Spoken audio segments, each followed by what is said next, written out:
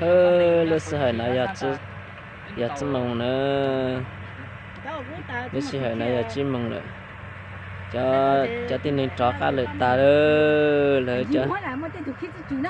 cho xong cho sau tôm lấy lấy chìm lấy cho cá lợi ta nữa cho bé ít ba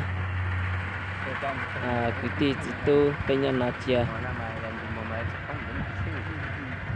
giống lấy xin nữa chỉ cho mình chỉ nó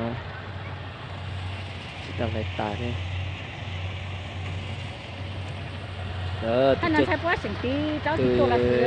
từ chết thì ta tỏ luôn máy nó thế nào ta tỏ luôn máy này thế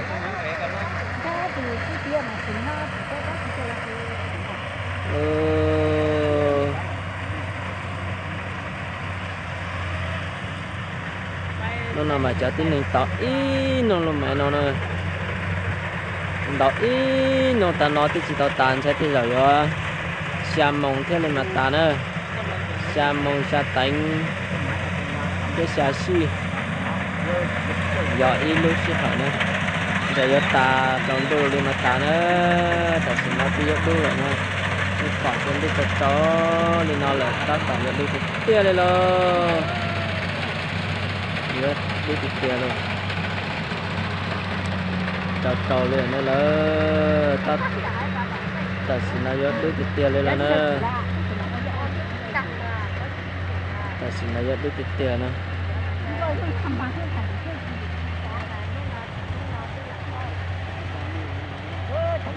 nó từ nhật ti nữa nó từ nhật ti nó từ nhà này nó từ sao từ nhật tu bên mông nghe là cái tên mà ta tao luôn nên qua lò chỉ nhớ trộn và chạm chia chỉ rồi nó chỉ như xưa luôn đây mà dùng tiêu nên giờ đây mà dùng ta thôi chỉ tao mi mê đây rồi để bao tiền cho câu nó giờ cho câu nó nữa cho câu vào nó giờ cho vào ta nó giờ rụng đau hành lại lõi con là nó lo chỉ chuồn lỡ rồi nó nên lấy vào ta nó nữa tụm lên tụi cá có chỉ trống lên để thì lấy vào nữa tụm muốn nói tụi đã lâu lên mình mong ổn nào họ chơi mình nọ xưa cho con vừa tháo net chơi bây giờ thế nữa cái lúc này chợt mình vào tháo net chơi bây giờ thế thằng này băng gà về từ Facebook thế nữa thế tháo băng gà của từ YouTube theo vì của nhỏ họ của chị tàu đòn về lên đây của chị tàu luôn về xưa đến này nữa nó sẽ nó lúc sẽ hỏi nó giờ đôi kia ta lỡ ta sẽ nó ta lại ta tỏ sâu dây sâu ta lỡ mũi lưỡi lên nó cho ta lỡ nó là ta tỏ sẽ họ tan thôi từ giờ về cá lại nữa rồi ta cá về nữa pi lò cá nào nữa rồi nó là pi là nó lò nữa pi là nó lò vô lò chia gì nó nữa rồi nó vô là chia gì nó nữa ta xin nó đưa lại thay ta chỉ hai lần này xin nó đưa lại thay ta chỉ hai nữa liền lại nữa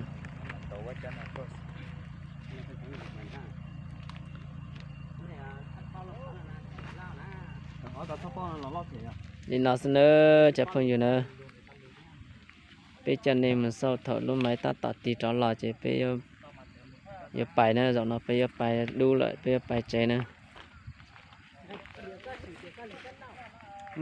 rồi nó bây giờ bài chạy nữa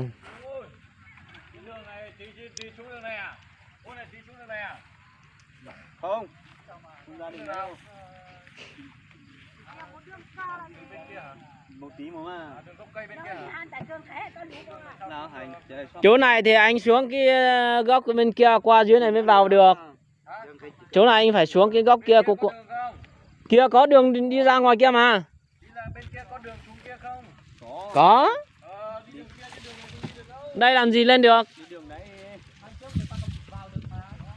Nhưng mà mấy năm trước thì nó chưa nhất chưa cuốn trôi, chưa mòn. Bây giờ nó mòn hết rồi, không đi được. nó phải là tôi nhân dân là có tôi. Đúng rồi. Tôi nhân dân nó ăn rồi. In nó ta non chạy chúa moi tham ăn bờ. Rồi giờ lấy chết đã lâu rồi à. Dạ? Không, mình chỉ xem chơi thôi. Cái này xuống không được đâu. Phát gì trực tiếp? Về đêm. Em làm với thằng cái đã lụa mà. Hỏi yên cái là đã lụa mà. Lót tính nữa. Ta sẽ chính sao là nói với xin thiết này là Nó bao là tăng cái tàn đó nè. Để nào thôi muốn nó là. Ta lúc họ po coi là. ta chỉ là gì thì có lù là Nó dễ tăng cái nó thế này. Cái nó trong tỉnh nó là cả tỉnh nó này. dành lù thì có lù. Đường này không xuống được đâu. Vào đường kia, vào vòng dưới vào đấy. Anh mà vào đường đây này không vào đường đâu. Cái đây không vào được. Bởi vì nó sập.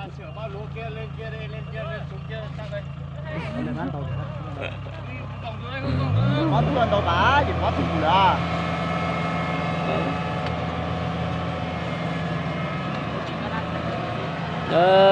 Ta tỏ xịn máy vô lòng tàu nữa.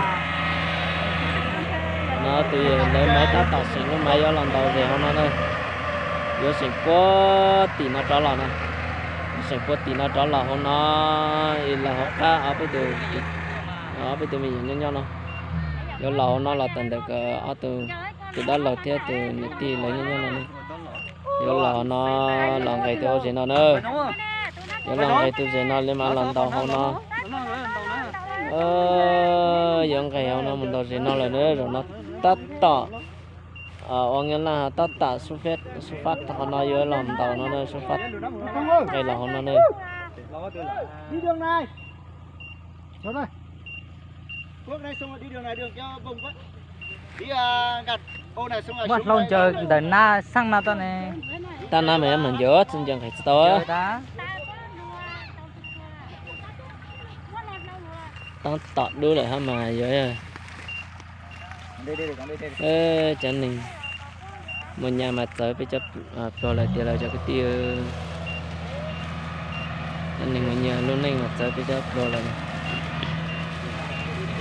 tin này chỉnh gió chút trông thì nó nữa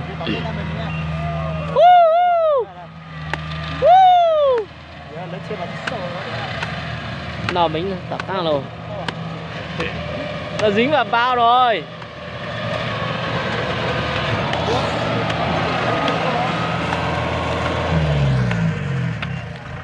dính nhẹ một bao rồi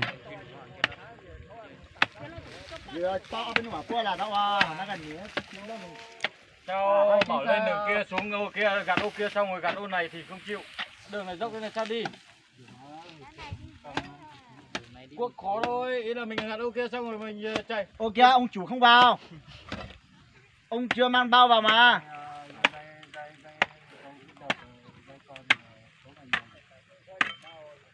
Sao ô kia trước cũng được nhưng mà ông có vào đâu. Đây ra quạt hay là dây về bơm? Quạt. ta tỏn đầu gì nó lò nó nữa dẻo nó mà đầu ta dẻo nó mà chỉ bỏ kế rồi cho không nhiều xin này ăn đầu ta dẻo nó mà giờ lúc sẽ hơi xa mông nữa lúc sẽ hơi xa mông mà chỉ bỏ kế ô hơi lửa nữa Còn cái cũ với cái mới là không bao giờ được. chắc bây giờ chỉ thắt đèn để mình thấy đường làm thôi chứ còn giờ này đi đâu có phát trực tiếp đâu mình quay để mình gắn lại thôi Xuống rồi, xuống được chưa?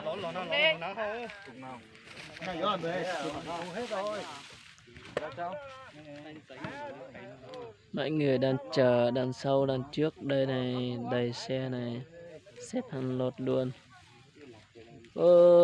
nó nói ít ba trong ta bỏ lên nó nữa lại ta in hệ phim liền đầu ta mà lên nó đã ơi cho tí tê lại ta ơi cho tí gì nó theo gì mê nào nó xin ơi cho tí gì nó theo gì mê nào nó xin ơi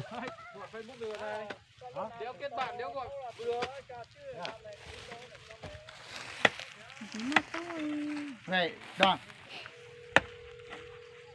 Điều nghe máy. Alo. rồi Đang sửa máy à? có mấy xe tải đang đứng ngoài này này tích trong này này Quay vào đấy xem nó nào. đang đứng trong này để chờ đón lấy chợ lúa này Quay vào đây là xem. người đang cuốc đây là chủ máy Đang cuốc nha đường thế này.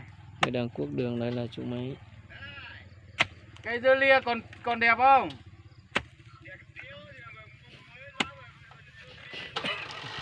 Ồ, cây dưa lia này hỏng hết rồi.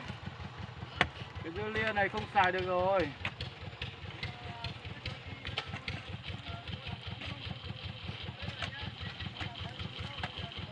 nên là xin phải sẽ đem lại xin Ồ, đi thế đâu nếu mà bi lỏng, nếu mà dưa lưng phải mua cái cục cả cái cục kia mới chứ không lắp vào nó lại hỏng à. là xin về tất cả Ý là mình thích đo được mua khó lại có nhưng cái mà xin cục gì đâu mà này có, nếu mà mình có bi biết rồi thì mua cái vỏ cũng được.